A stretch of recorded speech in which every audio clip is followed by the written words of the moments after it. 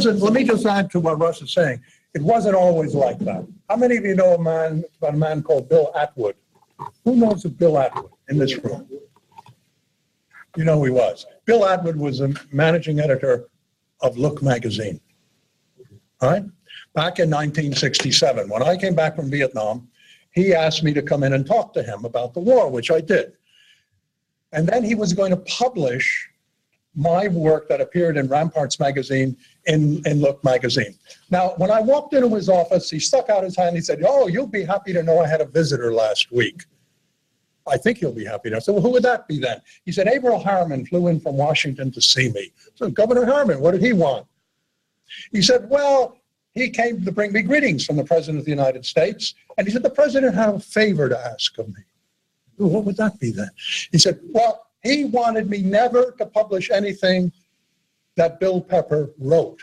He said, "Now, how does that make you feel? You're not 30 years old, and here the President of the United States is worried about my publishing something that you wrote," which, of course, was the Vietnam stuff. And I said, "I'm more interested in what you said to him." And he said, "Well, I told him we're going to meet you next week. And if we believed what you were saying and we believed your documentation, we were going to publish." And by the way, give the President my best regards. Now, that was Bill Atwood. The week after I met with him, he met with Jim Garrison from New Orleans. I spent about 5 hours with Atwood. I think maybe Garrison spent 7 or 8 hours with him.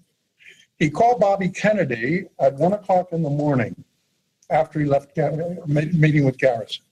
He told Bobby, "I've just been shaken to my shoes by what the district attorney has said to me about the CIA killing your brother."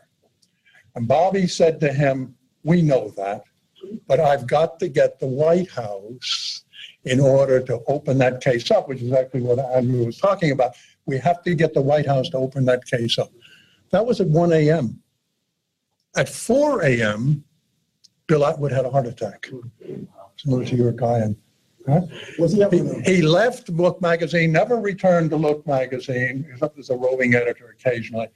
And when I talked to his widow some years later, she said, "Bill, please," she said, "Bill respected everything you did and all of that, but don't ever ask me to get involved. I have to raise some children in this country."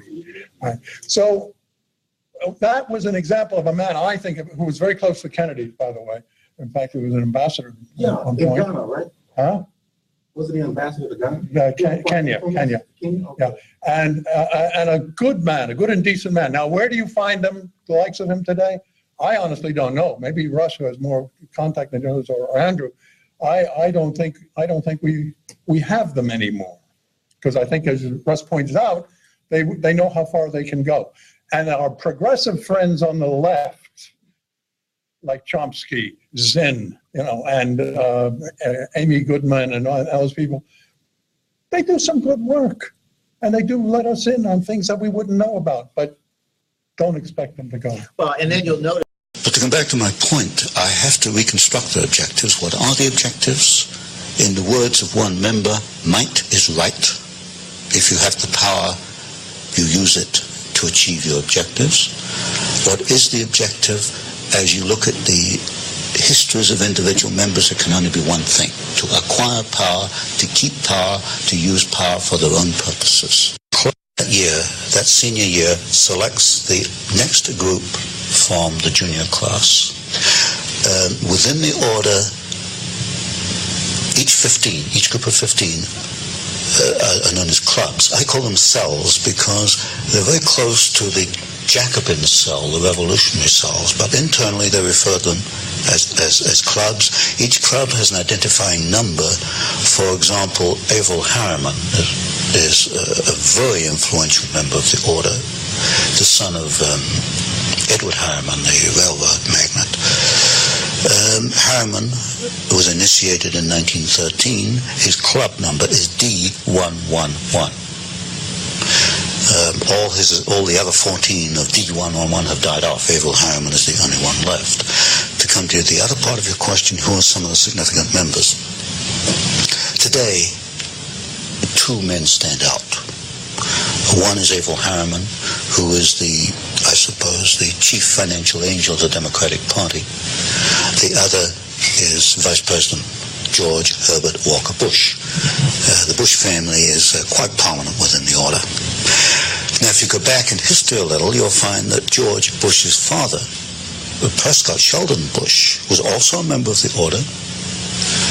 He was a member of Brown Brothers Harriman, which is the Harriman private banking company.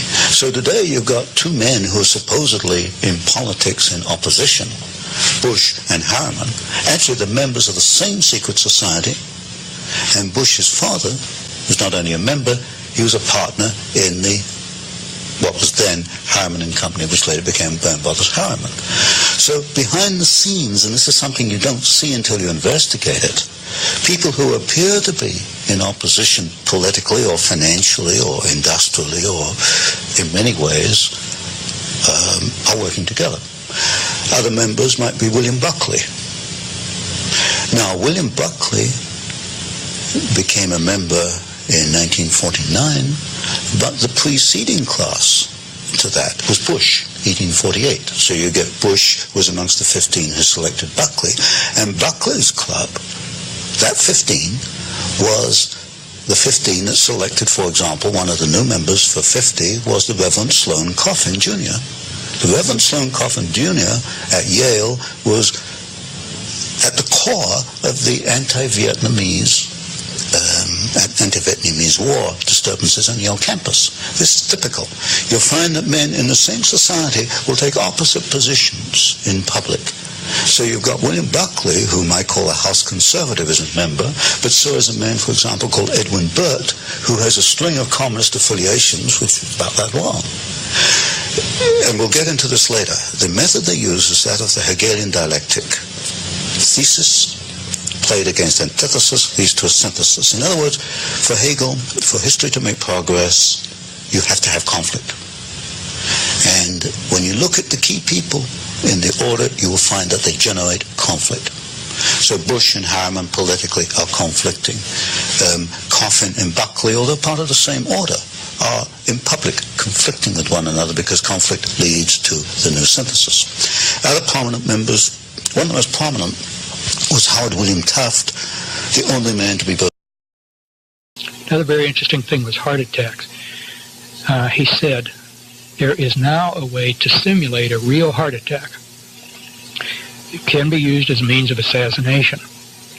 Only a very skilled pathologist who knew exactly what to look for at an autopsy could distinguish this from the real thing. I thought that was a very surprising and shocking thing to hear from this particular man at that particular time. This and the business of the cancer cure really still stand out sharply in my memory because they were so shocking and at that time seemed to me out of character. He then went on to talk about nutrition and exercise.